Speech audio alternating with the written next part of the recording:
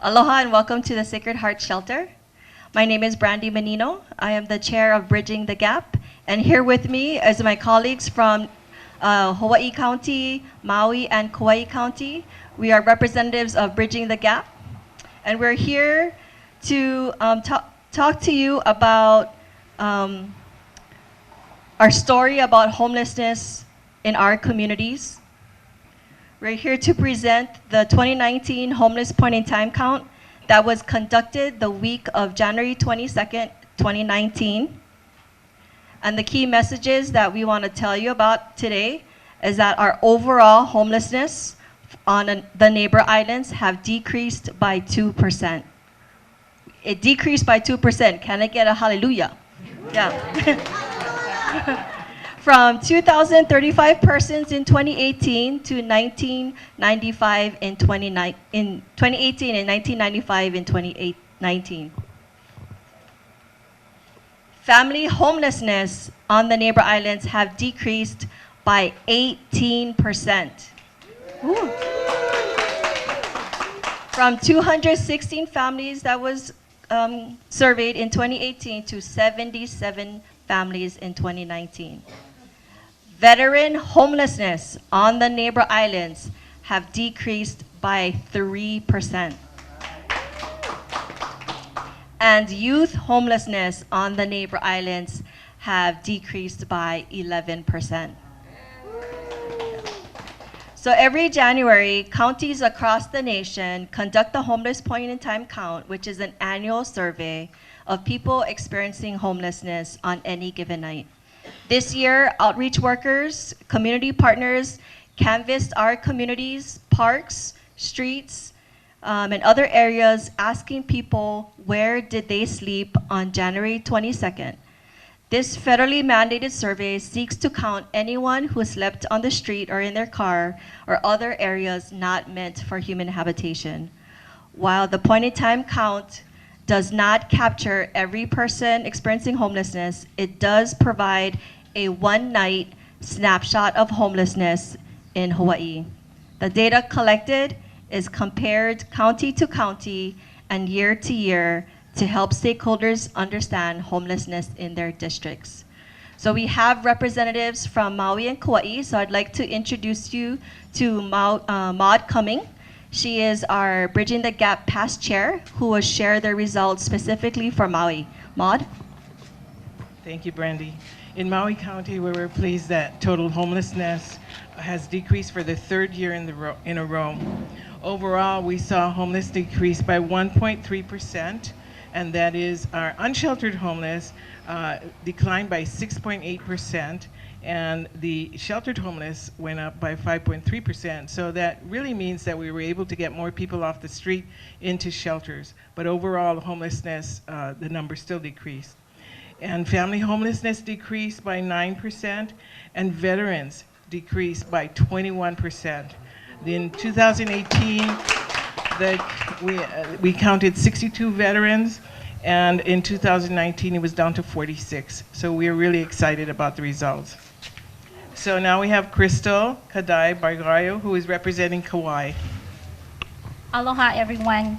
After 2 years of decrease, total homelessness in 2019 increased over the previous year.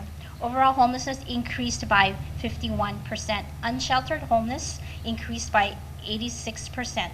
Sheltered homeless dipped 10% compared with 2018. Family homelessness increased by 7%. 30 families in 2018 to 32 families in 2019. Veterans homeless increased by 86%. 14 veterans in 2018 and 26 veterans in 2019. This year, Kauai County experienced a 51% increase from 2018. The increase is attributed to oversight and planning, and increase in numbers of volunteers, and improved execution of our county's point-in-time count. To address the county's homeless issues, the county has Kauai Housing Agency tenant-based rental assistance program along with HUD Housing Choice vouchers. A newly created Office of Human Concerns, Hale Kokua. Hale Kokua is staffed with county's homeless coordinator, workforce investment Opportunity Act, Executive Director, American Job Center Program Coordinator, Life Choices Program Coordinator, and Aging Disability Service Representative. Halikua Kokua is intended to serve as a one-stop for consumers of Kauai County who wish to inquire or access these services. Kauai Community Alliance is a local chapter of Bridging the Gap, work collaboratively with participating or non-participating COC agencies to continually address provide assistance to our local consumers. Next is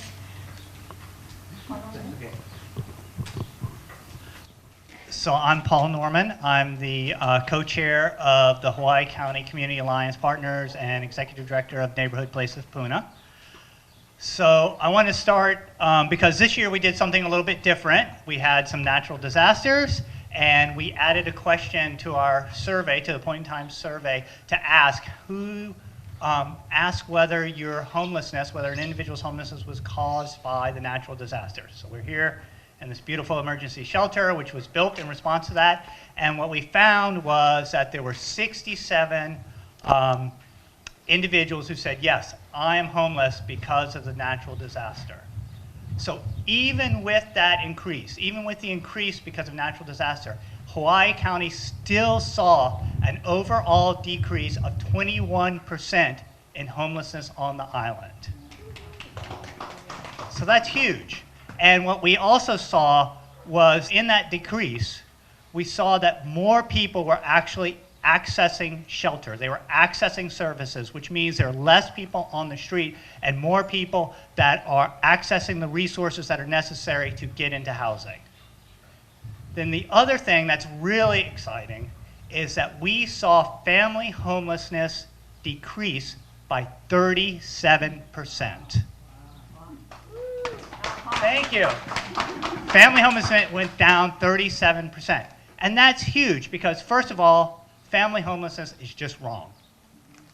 Okay? If we want our island to thrive, we want our island community to thrive, we have to take care of our children. We have to take care of our keiki.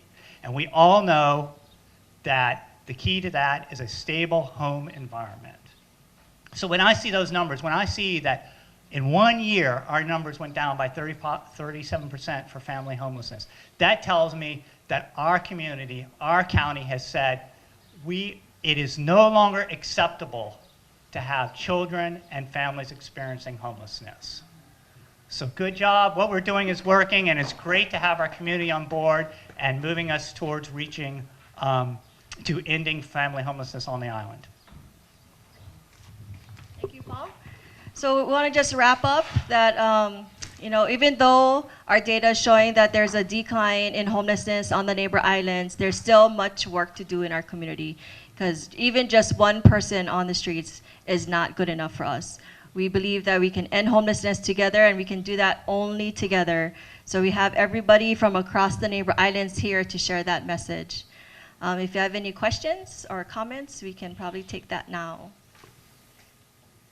I have a question. The location we're at right now, what's the future? Is this going to play a role now that this eruption is over? Right. What's the future? Okay. So we are at the Sacred Heart Shelter micro units that was built in response to the Kilauea eruptions. This was built in 30 days and led by a local contractor and over 50 small businesses from our community. And while we continue to work with those who are displaced by the Kilauea eruption, helping them get connected to tenant-based rental assistance, our goal is to get them connected into rental housing within the rental market. So we're trying to do and focus on that. So that's the future. Also, we have folks who actually have homes, and we're working with partners like Habitat for Humanity and helping them to rebuild their homes or repair their homes. So we're still providing them the time and space to stay here until their homes are ready to return to. We're looking into converting this on the long term. We have the mayoral support to convert this into an emergency shelter for those experiencing homelessness. We do not have a shelter here in the Pahoa community. The nearest shelter is 20 miles away. And we really want to continue to build resiliency in this community and have that resource. Before the Kilauea eruption, our Hope Services, our organization, leased this property, which is by the Catholic Church and the Catholic Diocese. So it's 14 and a half acres. So we just utilized about 1.5 to 2 acres here to do the micro shelters. With that in mind, the contractor at the time also cleared and graded the land, and extra. So it's about maybe 3 acres, I think, total that's graded. So we're working together with a local vendor and the contractor to see if we can build additional housing. Because shelters is just a temporary journey. It's not a place for people to live on a long term. People really need their own homes. So in order to end homelessness, we need to build and acquire more affordable housing, and just doing our part to help contribute to ending homelessness. Your county included a certain class of people. Would you consider people who are squatting to be homeless, and how is that addressed in the study? So this count does not count people who are squatting. So I'm assuming when you say squatters are folks who are living in a home that's not their own, that they broke in. So those people are not counted in this report. The Federal Housing Agency does not define them as homeless. They're in a house. They're breaking the law, of course, but they're not counted in this report. So who we do count is those who are literally on the streets, living in their cars, in the tents.